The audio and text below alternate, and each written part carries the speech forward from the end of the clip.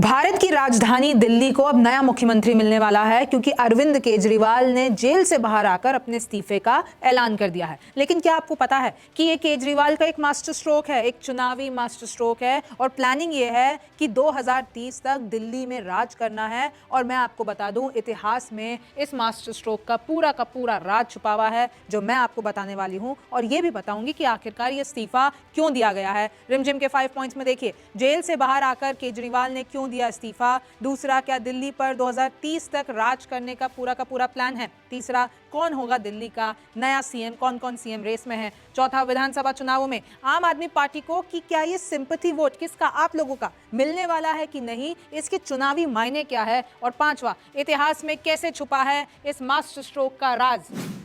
नमस्ते, मेरा नाम रिमझिम जेठानी है और आप रिमझिम के 5 पॉइंट्स देख रहे हैं। और अभी तक आई एम श्योर आपको ये खबर मिल चुकी होगी कि दिल्ली के मुख्यमंत्री अरविंद केजरीवाल ने 2 दिन बाद अपने इस्तीफे का ऐलान कर दिया है। हालांकि बीजेपी इसमें पूछ रही है कि आपको ये 2 दिन क्यों मांगने पड़े। इसके पीछे भी एक पैंतरा है, एक राज है। देखिए, सबसे पहला है कि जेल से बाहर आकर केजरीवाल ने इस्तीफा क्यों दे दिया है। तो देखिए, सबसे पहले तो आपको पता है, मैंने ही अपने शो में बताया था कि सुप्रीम कोर्ट ने जमानत तो दे दी केजरीवाल को, लेकिन कुछ शर्तें लगा दी। और वो शर्तें इस कदर है कि केजरीवाल जो मुख्यमंत्री दफ्तर नहीं जा सकते हैं, किसी सरकारी फाइल पर साइन नहीं कर सकते हैं। आपको पता है 177 डेज के बाद केजरीवाल बाहर आते हैं। दिल्ली शराब घोटाले में उसमें आरोपी थे वो, और वो जेल के अंदर थे। तो कहीं ना कहीं ये जो सुप्रीम कोर्ट ने शर्तें लगा दी ना, वो कहीं ना कहीं केजरीवाल और जो आम आदमी पार्टी की सरकार है दिल्ली में, उनको उलझा दिया गया। साइन करने के लिए एलजी की भी मंजूरी जरूरी है। भाई, ये कहा गया सुप्रीम कोर्ट की तरफ से कि जब तक जरूरी ना हो तब तक केजरीवाल साइन नहीं कर सकते हैं। और काफी ये जो है सरकार चलाने के लिए, आपको पता है, मुख्यमंत्री बाहर आया तो कई ऐसे काम होते हैं। फैसला इसी वजह से लिया गया कि जितने भी आम आदमी पार्टी सरकार काम करवाना चाहती है दिल्ली में, वो सारे हो जाए। क्योंकि अगर मुख्यमंत्री के पास ये रिस्ट्रिक्शंस होंगे कि भाई आप इधर साइन नहीं कर सकते, उधर साइन नहीं कर सकते, तो ऑब्वियसली सरकार का काम रुकेगा। तो कहीं ना कहीं एक तो जो रीजन है वो यही है कि जल्दी से जल्दी आम आदमी पार्टी की जो सरकार है दिल्ली में, वो कुछ लटके हुए काम करा ले। और उसके लिए उनको एक ऐसा सीएम चाहिए जो कहीं पे भी किसी भी वक्त बड़े फैसले ले सके। देखिए, चुनाव नवंबर में महाराष्ट्र के साथ कराए जाने की मांग की गई है आम आदमी पार्टी की तरफ से। और अभी आपको पता है कि ये जो सिंपैथी केजरीवाल ने बटोर ली है कि देखिए, मैं 177 दिन अंदर रहा, बीजेपी मेरा कुछ नहीं बिगाड़ पाई, मुझे झूठे आरोपों में अंदर किया गया था। और अब जो हरियाणा का बेटा है, क्योंकि आपको पता है हरियाणा विधानसभा चुनाव भी है, तो अब जो ये हरियाणा का बेटा है वो आपके बीच में आ गया है। मुझे कोई सत्ता की लालच नहीं है। अगर आप भरोसा रखते हैं तो ही मुझे अगले चुनाव में जिताइएगा, वरना नहीं जिताइएगा। मुझे कोई ये पद, ये जितना भी पावर है वो मुझे नहीं चाहिए। और सिर्फ आपका भरोसा जीतने के लिए मैं ये सब कुछ कर रहा हूं। तो आप देख रहे हैं कि नैरेटिव कैसे बिल्ड किया गया है और इससे जनता में कैसे एक सिंपैथी की लहर पहुंचेगी। और ये भी बताया जाएगा आम आदमी पार्टी की तरफ से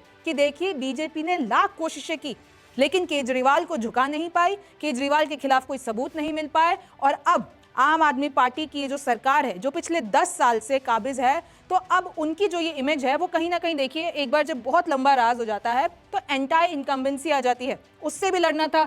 तो भैया, ये तो जो मास्टर स्ट्रोक चला है ना, और अगर नवंबर में करा देते हैं तो ये जो सिंपैथी लहर अभी वो ताजा है। तो इसी सिंपैथी लहर में केजरीवाल का भी, यानी आम आदमी पार्टी का भी फायदा हो सकता है। दिल्ली विधानसभा का सत्र आखिरी बार 8 अप्रैल को था।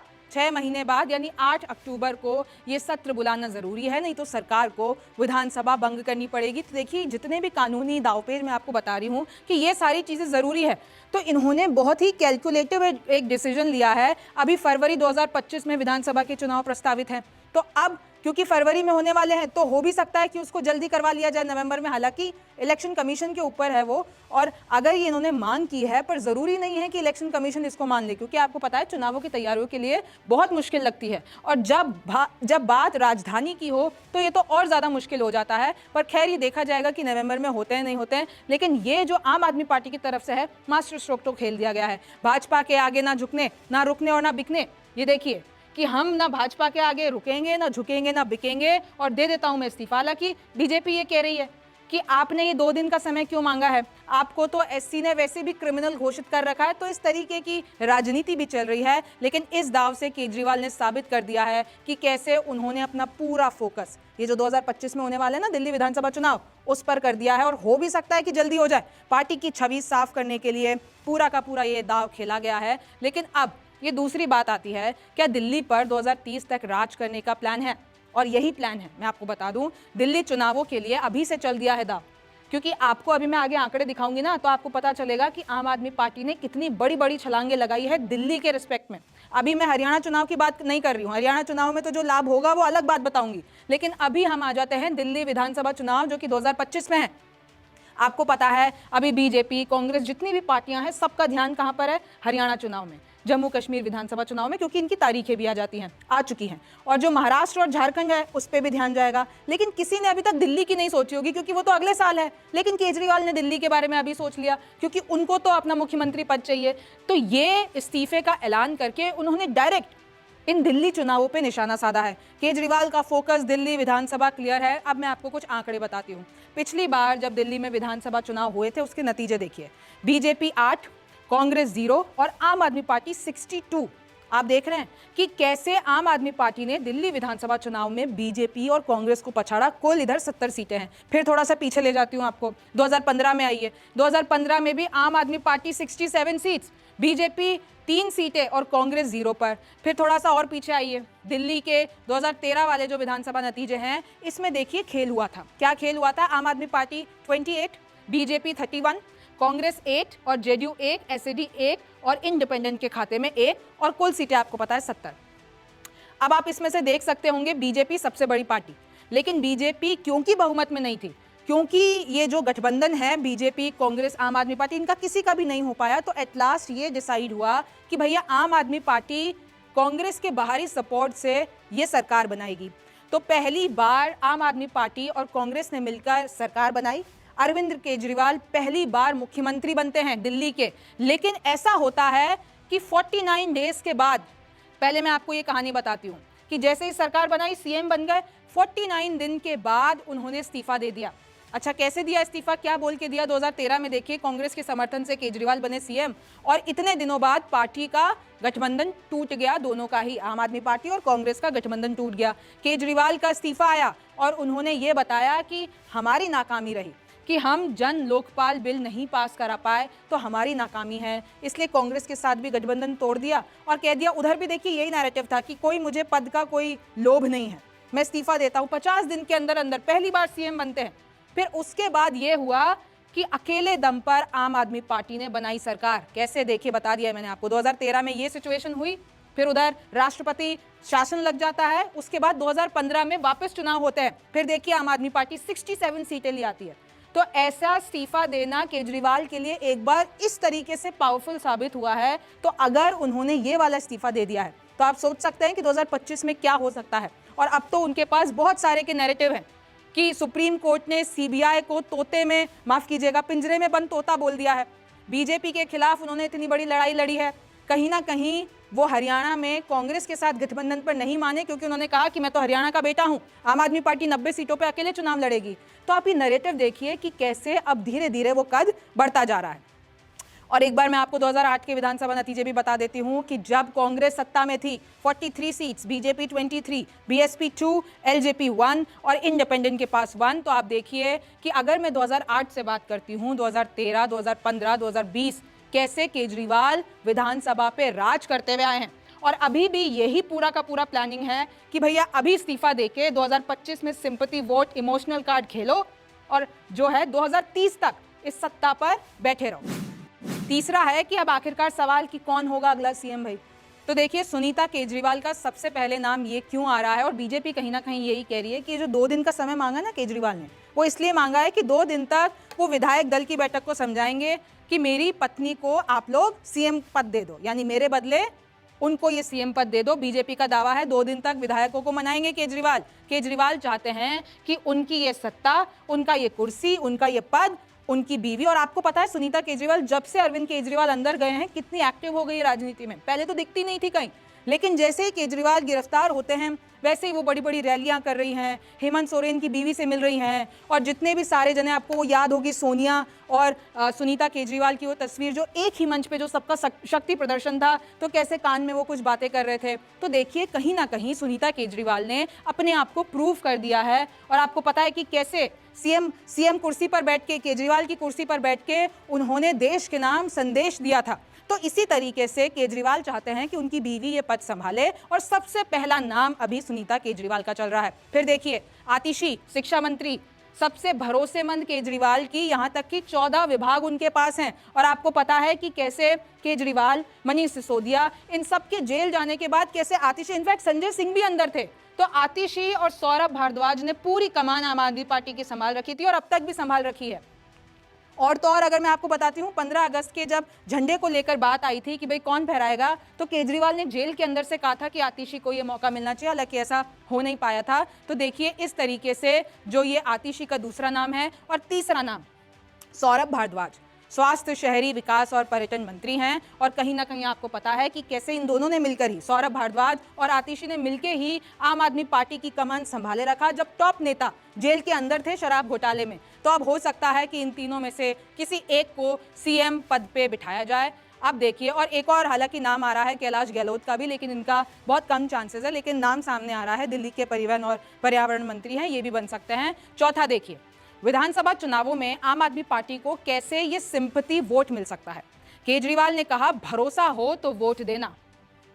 आम आदमी पार्टी ने बताया कि ये ऐतिहासिक कदम है। आपने देखा ही नहीं होगा कि ऐसा नेता जो जनता की अदालत में जाना चाहता है, और साथ में उन्होंने मनीष सिसोदिया को भी ले लिया है कि मैं और मनीष सिसोदिया आपके सामने हैं, अगर आपको भरोसा है तो हमको वोट कीजिए, नहीं है तो मत कीजिए, क्योंकि हमको तो ये कुर्सी की लालच नहीं है। हम तो चाहते हैं कि ये जो इतने आरोप लगाए गए हैं, इतना हमको बेईमान कहा गया है, तो अब जनता ही डिसाइड करे कि उसको क्या करना है।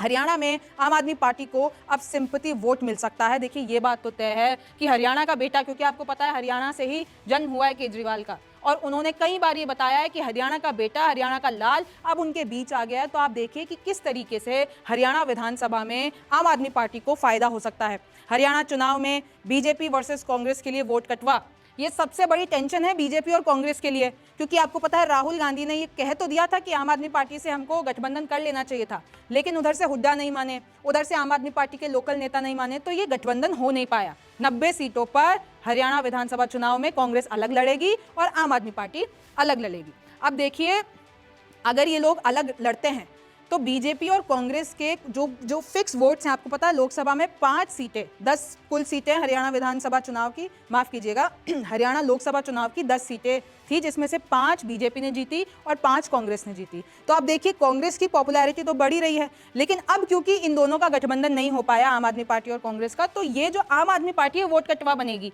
या तो बीजेपी के वोट काटेगी या तो कांग्रेस के वोट काटेगी। और ज्यादातर पॉलिटिकल एनालिस्ट यही कह रही है कि देखिए कांग्रेस के वोट ही काट पाएगी आम आदमी पार्टी, जिससे बीजेपी को फायदा हो सकता है। और इसलिए ही केजरीवाल की रिहाई की टाइमिंग पर उठे सवाल। कुछ लोगों का ये भी थ्योरी देनी है, यानी ये भी कहना है कि देखिए इस वक्त अगर केजरीवाल की रिहाई हुई है तो ये कहीं ना कहीं बीजेपी का प्लान होगा।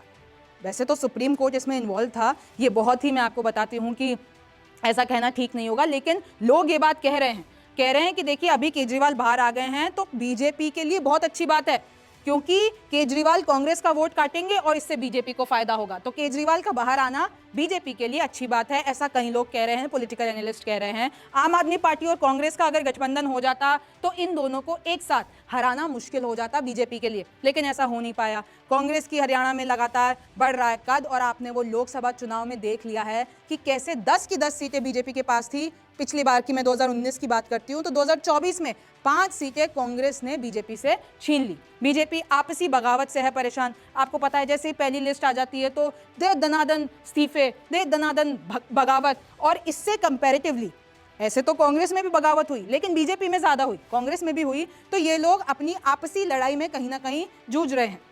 और अब तो अनिल विज ने भी कह दिया है, वरिष्ठ नेता हैं बीजेपी के हरियाणा में, उन्होंने कह दिया है कि भैया मुझे तो सीएम कुर्सी पे बिठाओ, मुझे तो सीएम रेस में शामिल करो। उन्होंने दावा कर दिया है कि मैंने पार्टी के लिए इतना सब कुछ किया है, मैंने कभी कुछ मांगा नहीं है, लेकिन अब मुझे ये सीएम कुर्सी चाहिए। तो अब बीजेपी के लिए, क्योंकि आपको पता है अभी कौन है सीएम, नायाब सिंह सैनी, उसके पहले खट्टर थे, तो अब बीजेपी के लिए थोड़ी सी मुश्किल बढ़ सकती है।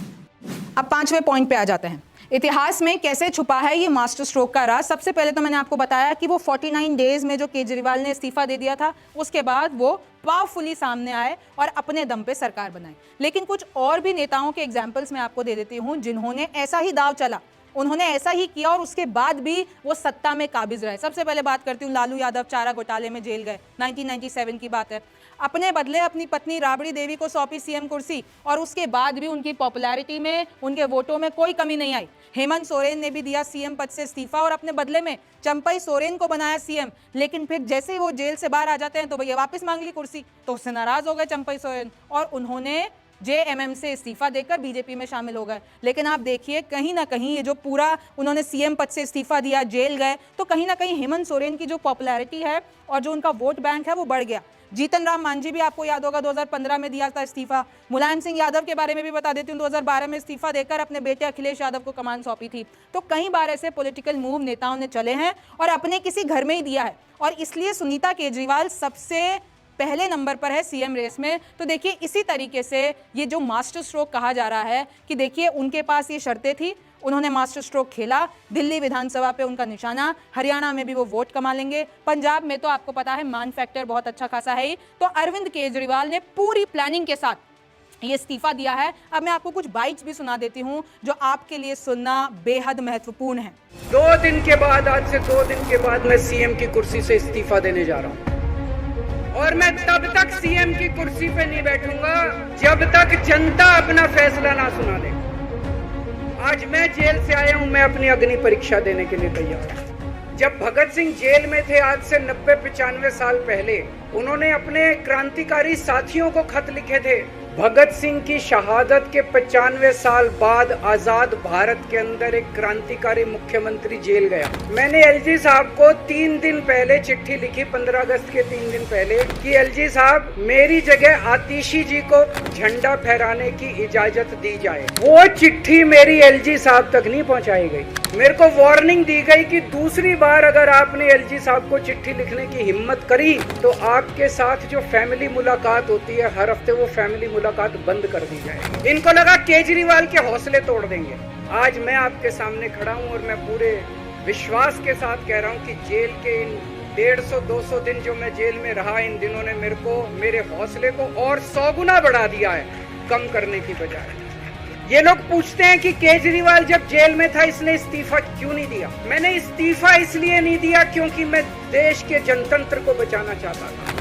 सुप्रीम कोर्ट ने पूछा है केंद्र सरकार से कि जेल के अंदर से सरकार क्यों नहीं चल सकती, तो जेल के अंदर से सरकार साबित कर दिया। आज का दिन सिर्फ भारत के लोकतंत्र में नहीं, देश के लोकतंत्र में एक ऐतिहासिक दिन के तौर पर दर्ज होगा। भारत की राजनीति में, इस देश की राजनीति में, पूरी दुनिया भर की राजनीति में पॉलिटिकल पार्टी के नेताओं को शक की निगाह से देखा जाता है कि इन्होंने कोई ना कोई भ्रष्टाचार तो जरूर किया होगा। भारत के इतिहास में कोई एक नेता ऐसा नहीं रहा होगा, देश के इतिहास में कोई ऐसा नेता नहीं रहा होगा, दुनिया के इतिहास में कोई ऐसा नेता नहीं रहा होगा जिसने इतनी हिम्मत दिखाई हो और जनता के बीच में जाके कहा हो कि अगर आपको लगता है मैं ईमानदार हूं तो मुझे वोट देना, अगर आपको लगता है मैं ईमानदार नहीं हूं तो मुझे वोट मत देना। तो अरविंद केजरीवाल जी ने कहा है, देश की सबसे बड़ी अदालत ने तो मुझे जमानत दे के राहत दी है, मगर जो जनता की अदालत है, मैं जनता की अदालत में जाके अग्नि परीक्षा दूंगा और अग्नि परीक्षा को जब पार करूंगा तो उस कुर्सी पे बैठूंगा जो मुख्यमंत्री की कुर्सी है, वरना उस कुर्सी पे नहीं बैठूंगा। अरविंद केजरीवाल जी, एक चीज है जो बर्दाश्त नहीं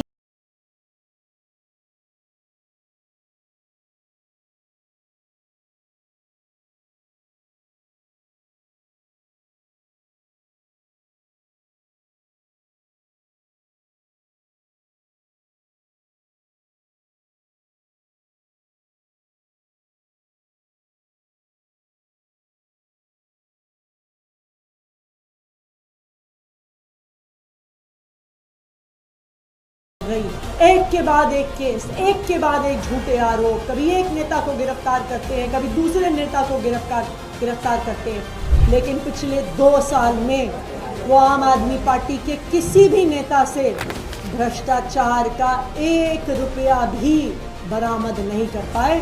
ये है आम आदमी पार्टी की ईमानदारी, ये है अरविंद केजरीवाल जी की ईमानदारी। और इसीलिए अरविंद केजरीवाल जी ने फैसला किया है कि जब तक दिल्ली की जनता उनकी ईमानदारी पर भरोसा नहीं दिखा देती, वो मुख्यमंत्री की कुर्सी पर नहीं बैठे। नवंबर में महाराष्ट्र में चुनाव होने हैं, उसी के साथ साथ दिल्ली में भी चुनाव करवाए जाएं और इस चुनाव में दिल्ली की जनता अपना जनादेश दे। तो जेल में रह के तो आपने इस्तीफे की बात की नहीं, बाहर आके इस्तीफा देने की बात क्यों हो रही है? और ये 48 घंटे बाद की बात क्या है? देश और दिल्ली की जनता जानना चाहती है 48 घंटे का राज क्या है, ये 48 घंटे में क्या क्या सेटल करना है। क्योंकि आप देश के पहले मुख्यमंत्री बने हैं जो सर्वोच्च न्यायालय के द्वारा प्रतिबंधित है कि आप कार्यालय नहीं जा सकते, कोई फाइल नहीं साइन कर सकते, जिस मुद्दे में आप आरोपी हैं उस पर बयान नहीं दे सकते। भारत के इतिहास में कोई ऐसा उदाहरण नहीं होगा कि मुख्यमंत्री के ऊपर यह प्रतिबंध हो, उसके बाद भी 48 घंटे किस चीज के लिए चाहिए? सरकारी काम तो कर नहीं सकते? तो कौन सा निजी काम है, कौन सी ऐसी निजी चीज है जिसके लिए आप 48 घंटे की मोहलत मांगने की कोशिश कर रहे हैं? और हम यह भी कहना चाहेंगे, जब केजरीवाल जी ने इस्तीफे की बात की तो हम यह कह सकते हैं कि यह उनके जुर्म का इकबालिया बयान हो गया। यानी आपने मान लिया कि आप पे जो आरोप थे वो इस लायक हैं कि आप पद पे नहीं रह सकते, अर्थात आपके आरोपों की स्वीकारोक्ति है जब आपने त्याग पत्र की बात कही। तो देखा आपने कि कितने अलग अलग एंगल निकल कर आ रहे हैं, लेकिन राजनीति है भैया कि हम जो कह रहे हैं वो होगा, जनता क्या करेगी ये सब उस दिन वोटिंग के दिन पता चलता है और हमको तब पता चलता है जब नतीजे आते हैं। अब क्या होगा आगे ये तो वक्त बताएगा। आप रिमझिम के 5 पॉइंट्स देखते रहिए। मैं हूं रिमझिम जेठानी, आपसे फिर मुलाकात होगी।